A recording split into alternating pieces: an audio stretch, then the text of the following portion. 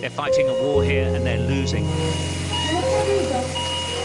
The sheer numbers of people succumbing to the coronavirus is overwhelming every hospital in northern Italy. The staff are working in terrible shape. This is an absolute constant. This killer pandemic is virtually out of control. The patients are literally gasping for air.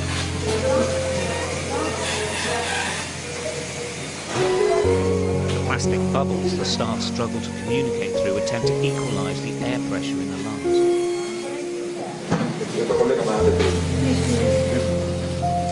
Nobody expected this. 2020.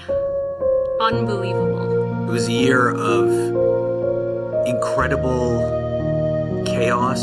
2020, the year that taught us all we can't take anything for granted.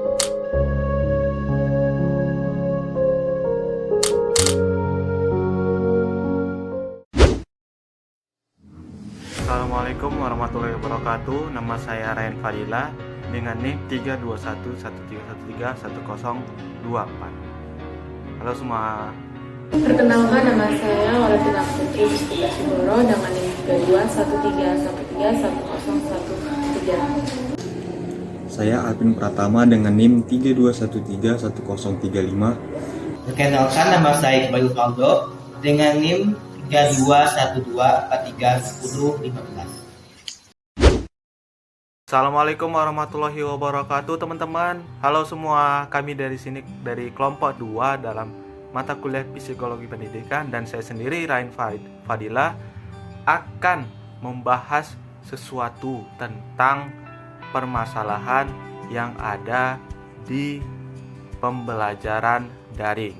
Oke, pastinya kalian sudah tahu ya, selama 2 tahun kita mengalami fase atau penyakit yang datang secara tiba-tiba, yaitu COVID-19 yang mengguncang Indonesia maupun dunia. Sekolah tatap muka dan bekerja itu kan ngomongnya secara langsung, pastinya akan menimbulkan penyebaran COVID-19. Hal inilah istilah-istilah baru yang baru kita dengar, yaitu WFA atau work from home, itu ditemukan pada fase COVID-19 ini.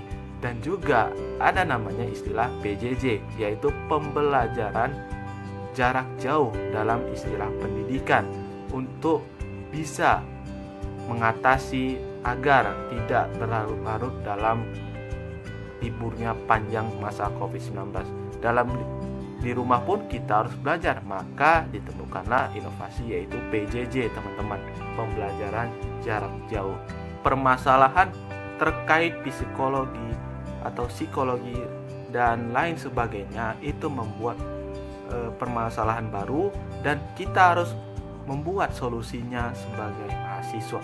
Kita sama-sama menemukan permasalahannya dan menemukan solusinya, dan juga akan ditemukan di akhir video oleh saya, Rehan Fadila. Oke teman-teman, dan siap. Pada suatu hari di planet Bumi,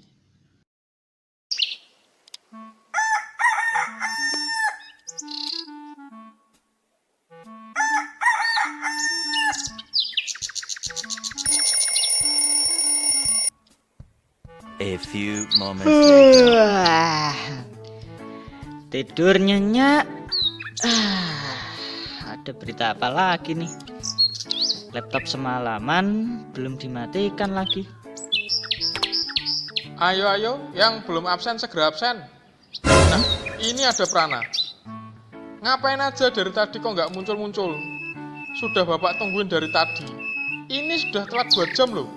Emangnya ini sekolahnya mbahmu apa? Ini kan tanggal merah. Tanggal 17 Agustus. Wah, bodo amat. Keluar rumah Hei Prana, simak baik-baik pelajaran bapak, atau nanti bapak kasih nilai 0 loh.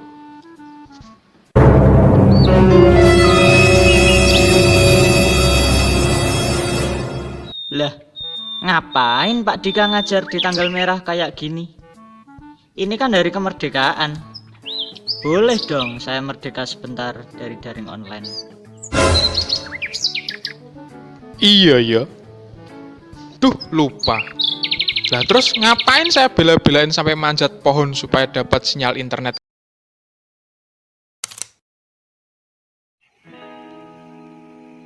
Pertama yaitu kurangnya pemahaman guru terhadap teknologi. Merebaknya wabah pandemik COVID-19 yang menyebabkan pembatasan sosial berskala besar, yang terluput juga dunia pendidikan yaitu sekolah. Yang awalnya sekolah dilakukan secara luring atau tatap muka beralih kepada pembelajaran secara jarak jauh atau daring. Di sisi lain, tenaga pengajar yang awalnya melakukan pembelajaran secara tatap muka dengan ada didiknya beralih ke via daring. Hal tersebut menyebabkan permasalahan, yaitu di mana pada tenaga pengajar ini tidak mengetahui atau kurang memahami bidang teknologi atau pengaplikasian teknologi dalam pembelajaran jarak jauh ini.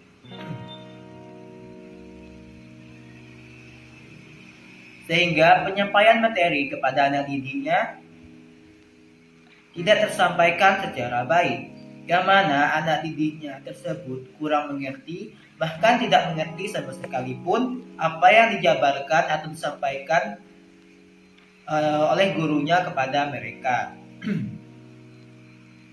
Hal ini menjadi ancaman penurunan capaian belajar si anak ke depannya. Contoh kurangnya pemahaman guru terhadap teknologi pada pembelajaran daring ini ialah guru hanya memberikan tugas kepada si anak melalui aplikasi WhatsApp saja tanpa menerangkan atau menjabarkan materi tersebut, baik itu dari via Zoom maupun Google Meet. Hal ini dikarenakan kurangnya atau sama sekali tidak mengerti guru tersebut pengaplikasian teknologi dalam pembelajaran jarak jauh ini. Mengganggunya konsentrasi siswa selama pembelajaran secara daring. Pembatasan aktivitas yang telah dihadapi oleh setiap negara, terutama Indonesia, telah mengubah kehidupan masyarakat. Salah satunya di dunia pendidikan, di mana peserta didik dipaksa untuk mengikuti pembelajaran dari rumah secara daring. Hal ini yang menyebabkan terjadinya pembelajaran jarak jauh atau yang disebut dengan PJJ. Akibat aktivitas baru ini menimbulkan tantangan tersendiri bagi peserta didik, di mana mereka harus berjam-jam untuk menatap layar laptop atau HP, dan terkadang mereka juga mengalami hilangnya suara akibat koneksi internet yang terputus, sehingga mengalami kebosanan. Hal ini yang menyebabkan mereka mengalami kesulitan dalam berkonsentrasi. Karena kegiatan belajar yang kurang kondusif, banyak siswa yang mengalami kesulitan, kelelahan untuk belajar dari rumah. Itu yang pertama, seperti Bapak Ibu guru dapat menciptakan suasana kelas yang nyaman dan tenang, di mana jauh dari kebisingan atau hal yang mengganggu kegiatan proses mengajar belajar selama daring. Yang kedua, Bapak Ibu guru itu bisa memberikan sesi atau istirahat saat mengajar dan bisa diisi dengan kuis atau permainan yang masih mengarah pada materi pembelajaran. Yang ketiga, Bapak Ibu guru bisa menggunakan media atau metode seperti video, menampilkan video atau bercerita yang masih berkaitan dengan materi pembelajaran tersebut. Dan Bapak Ibu guru juga bisa memberikan tugas dalam komposisi tugas yang ringan atau tidak memberatkan peserta didik. Dan yang terakhir, agar proses mengajar dan belajar bisa terlaksana dengan baik dan bisa meningkatkan konsentrasi siswa, baik ibu atau peserta didik harus memiliki kualitas atau jaringan internet yang bagus, sehingga proses belajar bisa berjalan dengan lancar selama pembelajaran secara daring.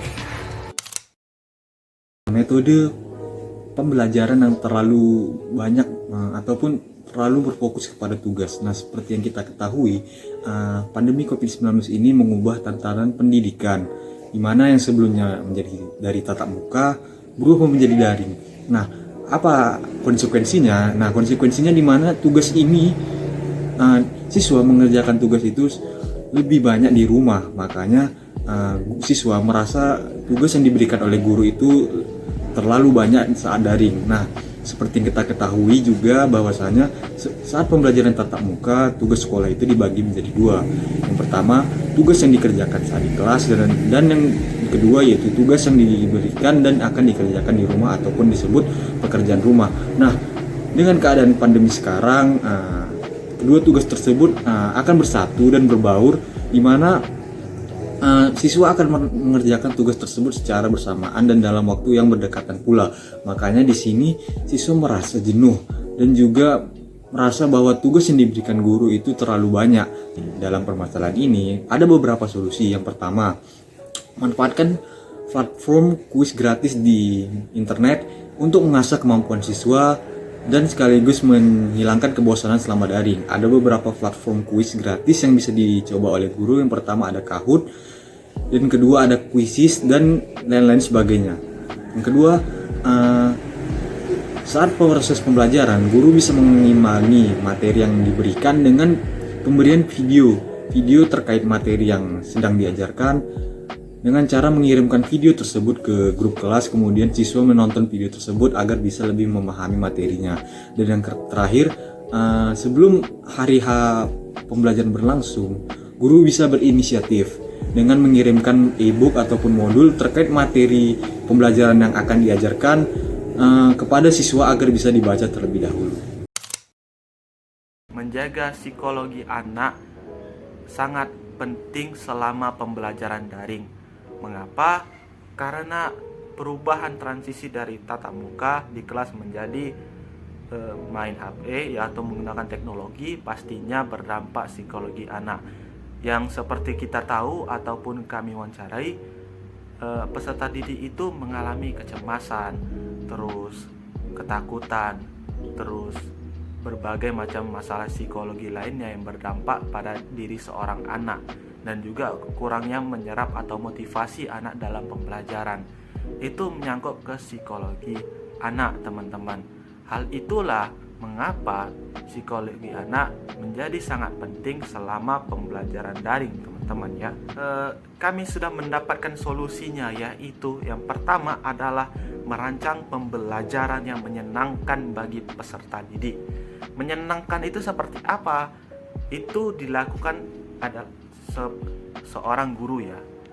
Seorang guru haruslah pembelajaran itu menarik dan menyenangkan. Akhir adalah agar kita menjaga psikologi anak peserta didik itu terkhusus di dalam sekolah maupun di rumah.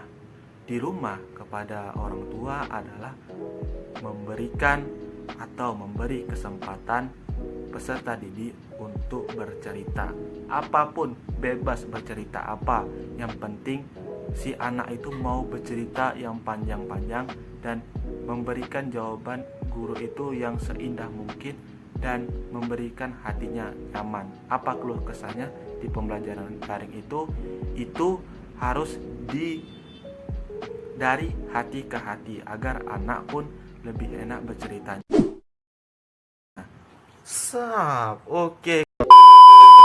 Berdasarkan permasalahan yang kita dapatkan di 4 temuan tadi, pasti ada salah satu program yang kita buat agar solusi tadi dapat terlaksana dengan terstruktur.